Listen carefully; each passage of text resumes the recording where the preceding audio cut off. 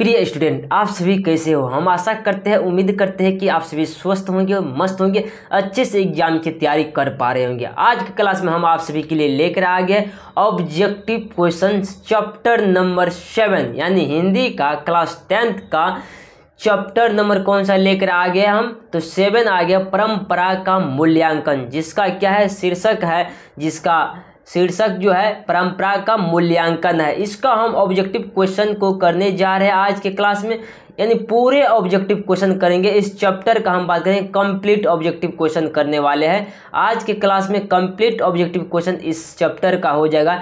यदि आप इस चैप्टर को आज के क्लास में पूरा कर लेते हैं तो फिर आपको इस चैप्टर से यदि एग्जाम में प्रश्न आते हैं तो एक भी प्रश्न हम वादा करते हैं कि नहीं छूटेंगे। और साथ ही साथ आप यदि पीडीएफ लेना चाहते हैं तो हमारे व्हाट्सएप ग्रुप में आप जुड़ने के लिए इस नंबर पे मैसेज कर सकते हैं। व्हाट्सएप ग्रुप में यहाँ से जोड़ दिया जाएगा ताकि आपको किसी भी प्रकार की दिक्कत या समस्या का सामना नहीं करना पड़ेगा। चलिए तो आज की क्लास को स्टार्ट करते हैं कि बेहतरीन तरीका से, एक खास तरीका से होने जा रहा है यह क्लास। देखिए यह क्लास जो होने जा रहा है एक महत्वपूर्ण तरीका, यानी सबसे पहले हम बात करेंगे यह क्लास जो है, आज का क्लास बहुत ही खास होने जा रहा है। यानी इस चैप्टर साथ ही साथ ऑब्जेक्टिव का जो भी क्लास हमारे आते हैं उसका कुछ न कुछ देखिए उसमें इस तरीका से क्वेश्चन को यानी डिजाइनिंग किया गया, यानी टाइप किया गया है और सेटिंग किया गया है। उसमें क्वेश्चन बैंक के हुए सारे क्वेश्चन को ले आए हैं। साथ ही साथ जितना भी पूछे जाने की संभावना वाले क्वेश्चन है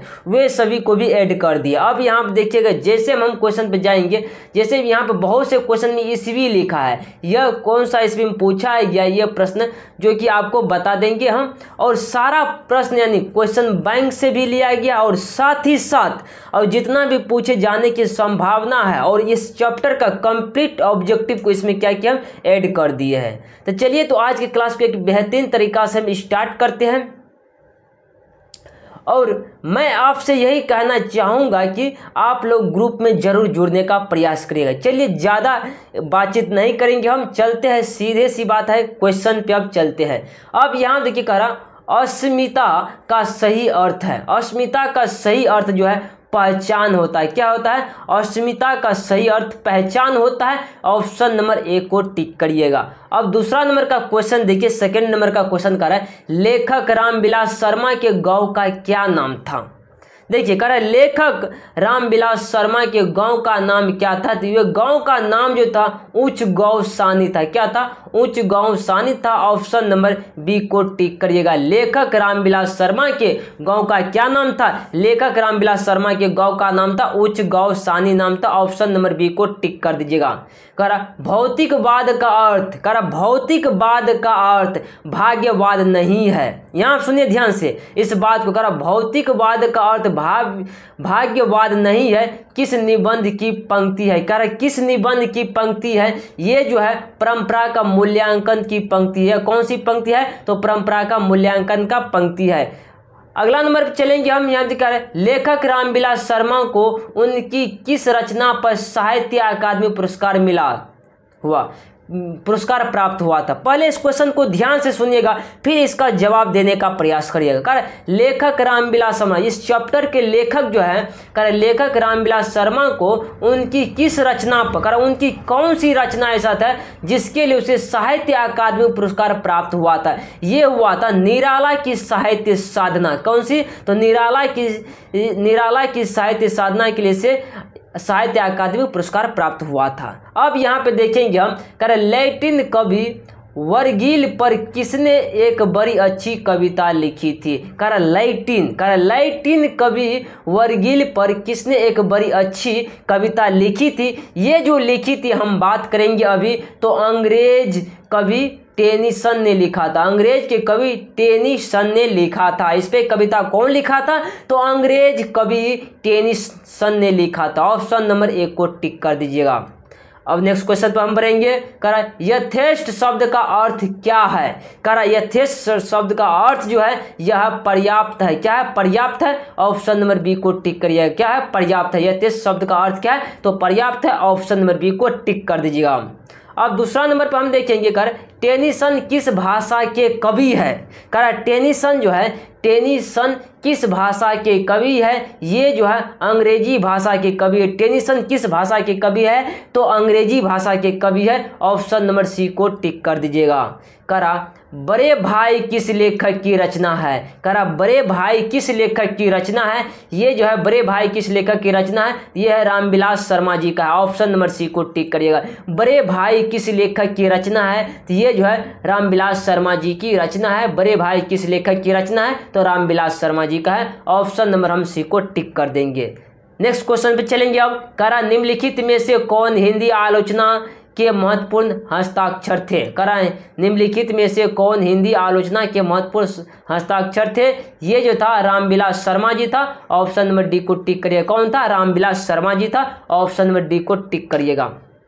करा क्या प्रत्येक किस महादेश में है? करा पंथ किस महादेश में? ऐसा कुछ है तो लिखा गया है ये जो है यूरोप में है। ऑप्शन नंबर डी को टिक करिएगा। कौन सा है? तो यूरोप में। ऑप्शन नंबर डी को टिक करिएगा। कौन मनुष्य के संपूर्ण जीवन के समृद्ध है?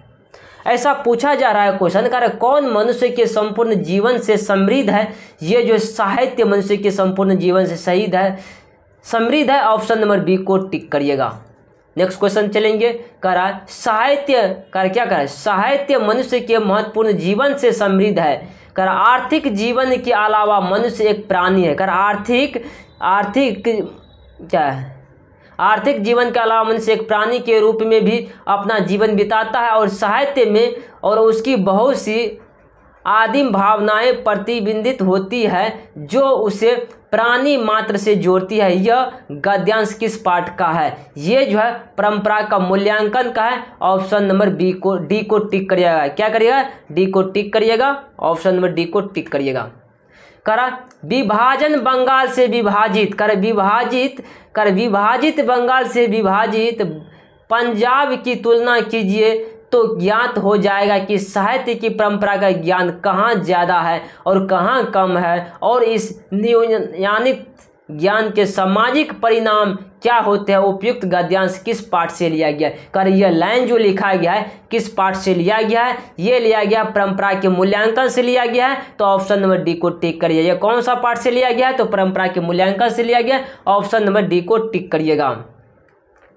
कर लेखक रामविलास शर्मा कब से कब तक भारतीय प्रगतिशील लेखक संघ के महामंत्री रहे हैं? करा लेखक रामविलास शर्मा कब से कब तक भारतीय प्रगतिशील लेखक संघ के महामंत्री रहे? ये जो रहे हैं 1949 से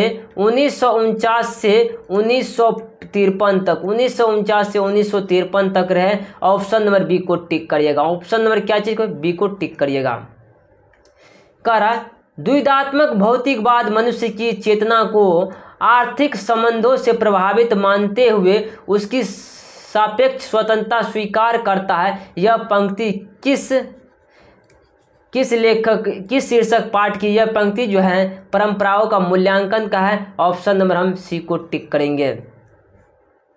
करा सामाजिक, यहाँ पे ध्यान दीजिए,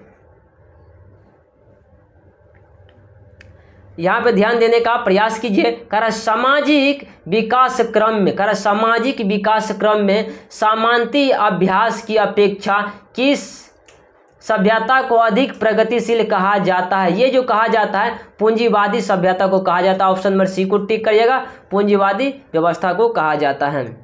मनुष्य और परिस्थिति का संबंध है। करा मनुष्य और परिस्थिति का संबंध जो है द्विधात्मक है। क्या है? द्विधात्मक है। ऑप्शन नंबर डी को टिक करिएगा। क्या करिएगा? ऑप्शन नंबर डी को टिक कर दीजिएगा। कर ज़ारशाही रूस के सोवियत समाज में पढ़े जाने वाले लोकप्रिय साहित्यकार कौन है? ये जो है साहित्यकार जो है तोलस्टॉय है। ऑप्शन नंबर ए को टिक करिएगा। ऑप्शन नंबर ए को टिक कर दीजिएगा। करा निबंध परंपरा का मूल्यांकन के लेखक कौन है? करा निबंध परंपरा का मूल्यांकन के लेखक कौन है? ये जो है रामविलास शर्मा है। ऑप्शन नंबर बी को टिक करिएगा। कौन है इसके लेखक? तो रामविलास शर्मा जी है। ऑप्शन नंबर बी को टिक करिएगा।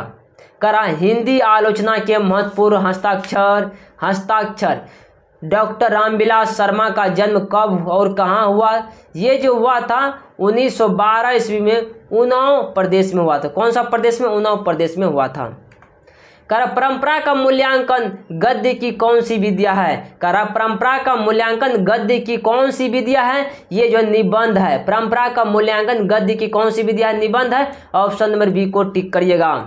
कह रामविलास शर्मा का निधन कब हुआ था। कह रामविलास शर्मा का निधन जो हुआ था ये हुआ था 30 मई 2000 ईस्वी में हुआ था। कब हुआ था निधन, 30 मई 2000 ईस्वी में हुआ था। ऑप्शन नंबर ए को टिक करिएगा। साहित्य की परंपरा का पूर्ण ज्ञान किस व्यवस्था में संभव है। कह रहा है कि साहित्य की परंपरा का पूर्ण ज्ञान किस व्यवस्था में संबंध है, ये जो है समाजवादी व्यवस्था में है। ऑप्शन नंबर सी को टिक कर दीजिएगा। कह रहा साहित्य के निर्माण में प्रतिभाशाली मनुष्य की भूमिका है। कह रहा है साहित्य के निर्माण में प्रतिभाशाली मनुष्य की भूमिका जो है ये जो है निर्णायक है। ऑप्शन नंबर बी को टिक करिएगा। कौन सा है, निर्णायक है। ऑप्शन नंबर बी को टिक करिएगा। कह रहा जातीय अस्मिता की दृष्टि से इतिहास का प्रवाह कैसा है, ये जो है प्रवाह है विहीनचिह्न और अविहीनचिह्न दोनों है। ऑप्शन नंबर सी को टिक करेंगे। विहीनचिह्न और अविहीनचिह्न दोनों है। ऑप्शन नंबर सी को टिक करेंगे। परंपरा का ज्ञान किसके लिए आवश्यक है। कह रहा परंपरा का ज्ञान किसके लिए आवश्यक है, जो लकीर के फकीर न होकर क्रांतिकारी साहित्य की रचना करे। ऑप्शन नंबर सी को टिक करिएगा। कह रहा हिंदी आलोचना को वैज्ञानिक दृष्टि प्रदान करने के श्रेय किसको प्राप्त है, यहाँ ध्यान दीजिए। कह रहा हिंदी आलोचना को वैज्ञानिक दृष्टि प्रदान करने का श्रेय किनको है, ये जो है रामविलास शर्मा जी को है। ऑप्शन नंबर ए को टिक करिएगा। किसको है, तो रामविलास शर्मा जी को है। हिंदी में जीवन, कह रहा हिंदी में जीवनी साहित्य को एक नया आयाम किसने दिया है। कह रहा कि हिंदी में जीवनी साहित्य को एक नया आयाम किसने दिया है, ये जो दिया है रामविलास शर्मा जी दिया है। ऑप्शन नंबर सी को टिक करिएगा। कह रहा है रामविलास शर्मा के अनुसार भारत की राष्ट्रीय क्षमता का पूर्ण विकास किस व्यवस्था में ही संभव है। कह रहा है रामविलास शर्मा के अनुसार भारत की राष्ट्रीय क्षमता का पूर्ण विकास किस व्यवस्था में ही संभव है, ये जो है समाजवादी व्यवस्था में है। ऑप्शन नंबर ए को टिक करिएगा। कौन सी व्यवस्था में है, तो समाजवादी व्यवस्था में। ऑप्शन नंबर ए को टिक करिएगा। कर जो लोग साहित्य के युग में परिवर्तन करना चाहते हैं, ध्यान सुनिए। कर जो लोग साहित्य में युग में परिवर्तन करना चाहते हैं, जो लकीर के फकीर नहीं है, जो रूढ़ियों तोड़कर क्रांतिकारी साहित्य रचना कर चाहते हैं और उनके लिए साहित्य की परंपरा का ज्ञान सबसे ज्यादा आवश्यक है। प्रस्तुत गद्यांश किस पाठ से उद्धृत है, ये जो परंपरा का मूल्यांकन है। ऑप्शन नंबर बी को टिक करिएगा। परंपरा का मूल्यांकन है। कह रहा जार शाही कहाँ थी। कह रहा जार शाही कहाँ थी, ये जो था रूस में था। जार शाही कहाँ था, रूस में था। ऑप्शन नंबर ए को टिक करेंगे। कह निराला की साहित्य साधना के रचनाकार है। कह निराला की साहित्य साधना के रचनाकार जो है ये जो है रामविलास शर्मा जी है। ऑप्शन नंबर डी को टिक करेंगे। रामविलास शर्मा जी हैं। आज का क्लास कैसा लगा जरूर वीडियो के कमेंट बॉक्स में बताने का प्रयास करिए। मिलते हैं अगले क्लास में। आज के लिए इतना ही रहने देते हैं।